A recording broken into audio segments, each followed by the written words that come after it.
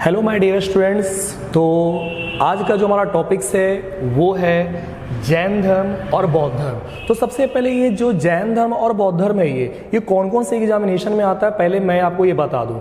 तो जैन धर्म और बौद्ध धर्म जो है ये हमारे 11th के एग्जामिनेशन में आता है, 12th के एग्जामिनेशन में आता है और पार्ट 1 जो होता है ये उसमें भी इससे आता है। और भी बहुत सारे जो जनरल कॉम्पिटिटिव की जो एग्जामिनेशन है ये उसमें भी ये जैन धर्म और बौद्ध धर्म टॉपिक से आता है ये, ठीक है। तो सबसे पहले हम लोग जैन धर्म के बारे में पढ़ेंगे, उसके बाद हम लोग पढ़ेंगे बौद्ध धर्म के बारे में ये। तो जहां तक कि सबसे पहले अगर शुरुआत होता है जैन धर्म का ये, तो सबसे पहले आपको ये चीज ध्यान में रखना है ये कि जैन धर्म के जो संस्थापक थे वो थे ऋषभदेव। सबसे पहले ये चीज आपको याद रखना है ये कि 1 नंबर का ये ऑब्जेक्टिव में आ सकता है ये कि जैन धर्म के संस्थापक कौन थे। तो जैन धर्म के जो संस्थापक थे वो थे ऋषभदेव। ये याद रहेगा ये कि जैन धर्म के जो संस्थापक थे वो थे ऋषभदेव। ये जैन धर्म के प्रवर्तक को तीर्थकर कहा जाता है ये कि जैन धर्म का जो भी प्रचार प्रसार करता है, जो भी उसके उपदेशों को पालन करवाता है उसको कहा जाता है प्रवर्तक को। जो प्रवर्तक है उसी को कहा जाता है तीर्थकर। अब बात यहां पर आता है कि सब तीर्थकर समझ नहीं आ रहा है ये। तो तीर्थकर क्या है? तीर्थकर को हम लोग ये भी कह सकते हैं महान पुरुष यानी महापुरुष। यानी जो जैन धर्म में जो महापुरुष है ये एक शिक्षक भी हम कह सकते हैं ये। तो तीर्थकर को हम लोग एक शिक्षक भी कह सकते हैं ये। लेकिन यहां पर जो तीर्थकर है ये, तो ये तीर्थकर अगर कोई पूछ दिया कि ये तीर्थकर कहते किसको है ये, तो तीर्थकर का मतलब होता है बाबू महापुरुष, ठीक है, याद रखना है ये। इसके बाद ऋषभदेव जो है ये आप जानते हैं, अभी मैंने बताया ये कि जैन धर्म के जो संस्थापक हैं वो है ऋषभदेव है ये। तो कहता है यहां पर ये कि ऋषभदेव पहले तीर्थकर थे ये। यानी अगर जैन धर्म के जो पहले महापुरुष थे यानी महापुरुष यानी महान पुरुष जो पहले महापुरुष थे वो उनका नाम अगर सबसे पहले अगर हम किन्हीं का लेंगे तो हम लोग सबसे पहले किनका लेंगे बाबू?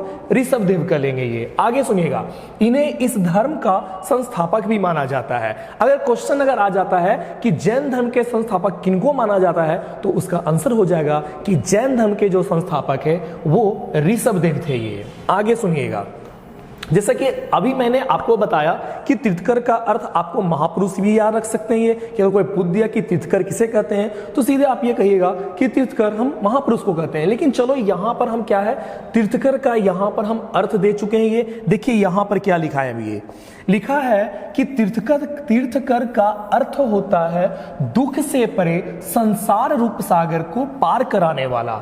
जहां तक कि मैं आपको क्लास में ऑफलाइन में मैंने बताया था कि इस संसार में जितना हमें सुख नहीं मिलने वाला है उतना इस संसार में हमें दुख मिलने वाला है ये, ठीक है, कि जो सुख है वो बहुत ही कम आने वाला है ये। लेकिन दुख की जो घड़ी है वो अक्सर आपको आते रहेगा ये, सुख बहुत ही कम रहेगा ये जीवन में ये। तो आप ये जानते हैं कि अगर एक शिक्षक की बात किया जाए कि आप लोग कहीं ना कहीं किसी न किसी शिक्षक के पास पढ़ते ही होंगे या हो सकता है आप मेरे यहाँ पढ़ते होंगे। तो शिक्षक का काम क्या है ये कि जो भी दुख है ये वो उसको दूर करता है ये अपनी शिक्षा दे करके ये, कि बच्चे को शिक्षा देते हैं शिक्षक, इसके बाद बच्चा उसको अच्छे से ग्रहण करता है शिक्षा को ये, उसके बाद वही बच्चा आगे चल करके IAS IPS या जो भी बनता है बच्चा ये। तो शिक्षक का काम है कि बच्चों को दुख को खत्म करना ये। तो यहां पर हमने शुरू में ही बोला कि तीर्थकर को हम महापुरुष कहें या तीर्थकर को हम लोग बाबू मतलब कि शिक्षक भी कह सकते हैं। और यहां पर देखो क्या है ये कि तीर्थकर का अर्थ होता है दुख से परे संसार रूप सागर को पार कराने वाला। इस संसार में अगर दुख है कि संसार में अगर दुख है और इस संसार के दुख को अगर कोई खत्म करता है ये तो वो कौन करता है? तीर्थकर करता है। तीर्थकर क्या है? तीर्थकर दुख को खत्म करने वाला एक व्यक्ति है। तीर्थकर क्या है? एक शिक्षक है। तीर्थकर क्या है? एक महान पुरुष है यानी महापुरुष है ये। क्लियर है यहां तक ये? चलिए आगे सुनते हैं। जैन धर्म में कुल 24 तीर्थकर हुए। अगर बात किया जाए जैन धर्म का, ये भी आपको ऑब्जेक्टिव में आ सकता है कि जैन धर्म में कुल कितने तीर्थकर हुए। तो जैन धर्म में कुल 24 तीर्थकर हुए। कितना तीर्थकर हुए? 24 तीर्थकर हुए। आगे कहता है जैन धर्म के जो 24वें यानी अंतिम कि 24वें तीर्थकर एवं अंतिम तीर्थकर महावीर स्वामी है ये। कहता है कि जैन धर्म के अंतिम जैन धर्म के अंतिम यानी कौन, 24वें, जो 24वें तीर्थकर हैं वो है कौन, महावीर स्वामी। देखो क्या बोला गया है कि इन्हें जैन धर्म का वास्तविक संस्थापक कहते हैं। अगर जैन धर्म का केवल संस्थापक दे दिया एग्जाम में ये, तो उसमें कोई दिक्कत नहीं होना चाहिए, सीधे आंसर होगा ऋषभदेव। लेकिन अगर जैन धर्म के अगर वास्तविक संस्थापक अगर पूछा बाबू, तो जो जैन धर्म के जो 24वें और जो अंतिम है ये, यानी कौन, महावीर स्वामी, कि जैन धर्म के वास्तविक संस्थापक किनको माना गया है, महावीर स्वामी को माना गया है ये। चलिए आगे सुनना। अब थोड़ा सा महावीर स्वामी के वास्तविक माना गया है, तो महावीर स्वामी के बारे में थोड़ा सा डिटेल जान लेते हैं ये। तो सबसे पहले यहाँ देखिएगा कि महावीर स्वामी का जन्म हुआ कहाँ, कुंडग्राम। ये कुंडग्राम कहाँ पड़ता है, तो कुंडग्राम पड़ता है वैशाली में। कह रहा है कि अगर क्वेश्चन आ गया कि महावीर स्वामी का जन्म कहाँ हुआ, तो महावीर स्वामी का जन्म हुआ मेरे बच्चे कहाँ, कुंडग्राम में। ये कुंडग्राम कहाँ पड़ता है, ये कुंडग्राम पड़ता है वैशाली में पड़ता है। इसके बाद महावीर स्वामी का जन्म का अगर वर्ष पूछा तो 540 ईसा पूर्व में। अभी ईसवी ईसा पूर्व में बच्चों को हमेशा कंफ्यूजन रहता है, तो ईसवी और ईसा पूर्व का मैं क्या करूंगा, एक अलग से वीडियो बना करके अपने YouTube channel student point experiment पर क्या करेंगे कि हम उसको अपलोड कर देंगे ये, ठीक है। तो अभी बस इतना याद रखिएगा कि महावीर स्वामी का जो जन्म हुआ है 540 ईसा पूर्व में। कब हुआ, 540 ईसा पूर्व में ये। इनके पिताजी का नाम था सिद्धार्थ। अगर महावीर स्वामी के पिता का नाम पूछा कोई है कि महावीर स्वामी के पिताजी का नाम क्या था, तो महावीर स्वामी के पिताजी का नाम था सिद्धार्थ, ठीक है। इनकी माताजी का नाम था त्रिशला, ठीक है, कि महावीर स्वामी के माताजी का नाम क्या था, तो इनके माताजी का नाम था त्रिशला। बात किया जाए इनके पत्नी का नाम, तो इनकी पत्नी का नाम था यशोदा। यशोदा नहीं बल्कि यशोदा, नाम याद रखिएगा, ठीक है। तो अगर कोई पूछ दिया कि महावीर स्वामी का पिता का नाम क्या था, तो मैंने आपको बताया कि महावीर स्वामी के पिता का नाम था सिद्धार्थ, महावीर स्वामी के माताजी का नाम था त्रिशला, इनकी पत्नी का नाम था यशोदा। चलिए अब इन्होंने क्या है कि महावीर स्वामी ने गृह त्याग कर दिया। देखिए अगर कुछ करना है जीवन में तो गृह त्याग तो करना ही पड़ेगा। बहुत सारे स्टूडेंट्स क्या है घर से दूर आकर के शहर में महानगर में जाकर के पढ़ते हैं ये, तो गृह त्याग तो करना पड़ेगा। अब महावीर स्वामी इतने बड़े अगर तीर्थकर कहलाए, यहाँ तक कि ये कहा गया है कि महावीर स्वामी को जैन धर्म का वास्तविक संस्थापक माना गया है ये। तो महावीर स्वामी ने गृह त्याग किया था। अब महावीर स्वामी गृह त्याग किया था 30 वर्ष की आयु में ये, कि 30 वर्ष की आयु में इन्होंने घर द्वार सब छोड़ दिया, निकल पड़े जीवन के सच्चाई के खोज में ये। अब देखिए क्या है ये। अब इनकी मृत्यु की बात किया जाए तो महावीर स्वामी की मृत्यु हुई थी 468 ईसा पूर्व में। मैं फिर से बोल रहा हूँ कि ईसवी ईसा पूर्व में आप लोगों को कंफ्यूजन हो रहा होगा कि सर यहाँ घट रहा है ये, तो ईसा पूर्व घटता ही है ये, ठीक है।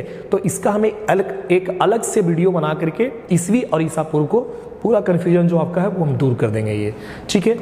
अब देखिए महावीर स्वामी जो है इन्होंने पहला उपदेश राजगीर में ये, कि महावीर स्वामी सोचिए अपने बिहार स्टेट के नालंदा जिला के राजगीर में ये, ठीक है, कि महावीर स्वामी ने जो अपना पहला उपदेश दिया वो कहाँ दिया, राजगीर में दिया था, और जबकि अंतिम उपदेश पावापुरी में। और दोनों के दोनों आप ये जानते हैं कि दोनों के दोनों हमारा नालंदा डिस्ट्रिक्ट में पड़ रहा है ये।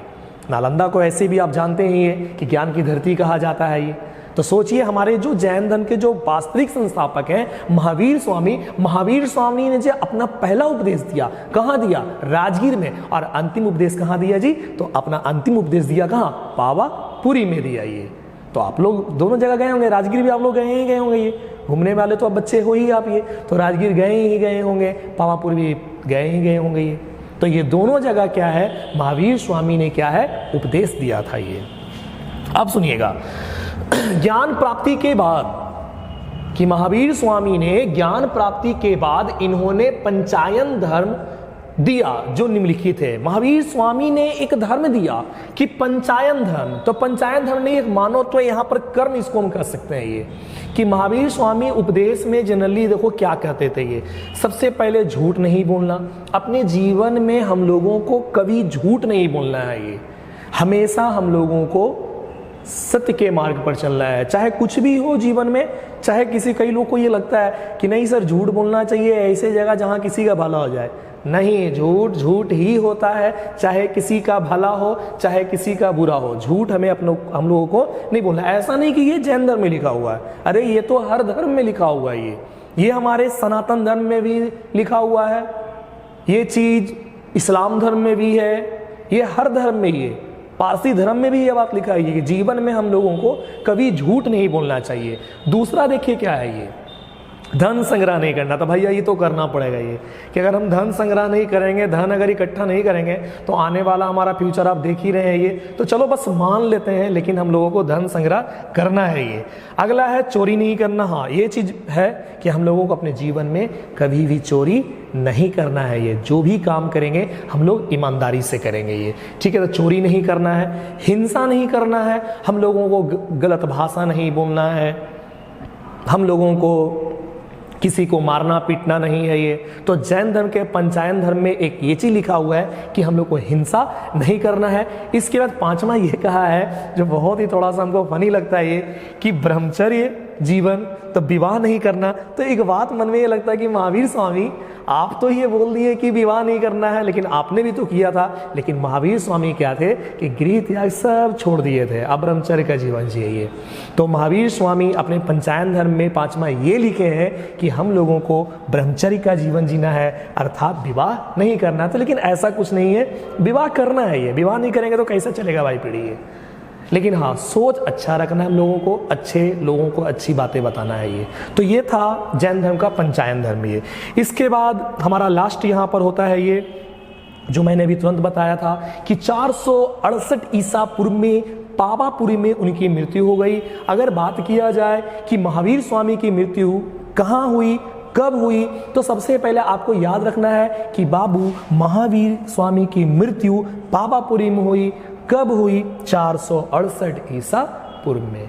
आई होप कि आप लोगों का जैन धर्म क्लियर हो गया होगा। ये इसी से आपका 1 या 2 नंबर का क्वेश्चन आ सकता है। ये इसके बाद हमारा अगला है बाबू बौद्ध धर्म। बौद्ध धर्म हम तो सनातन धर्म है, हिंदू है ये, लेकिन साथ ही साथ बौद्ध धर्म का जो उपदेश है ये बहुत ही हमको अच्छा लगता है। ये ठीक है, तो आप लोग भी हम ये नहीं कहें कि आपको बौद्ध धर्म अपनाना है। ये बस बौद्ध धर्म को जो भी है ध्यान से समझिएगा, और अगर जो भी उपदेश किसी भी धर्म का हो सबको पालन करना चाहिए।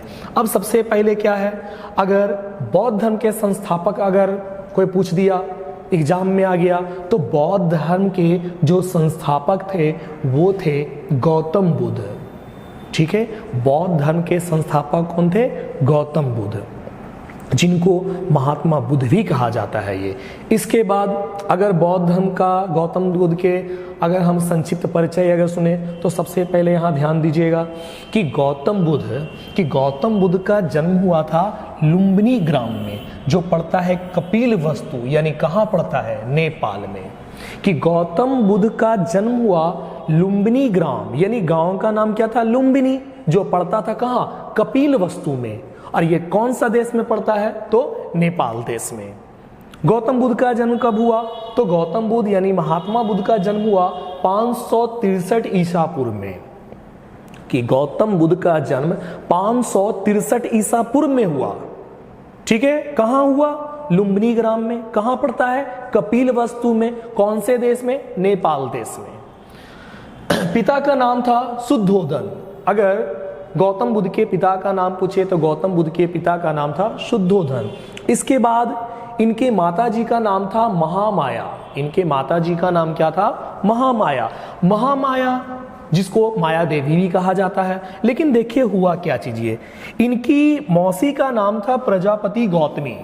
ठीक है, कहता है गौतम बुद्ध की जो मौसी तो समझ रहे हैं ये यानी माँ की बहन।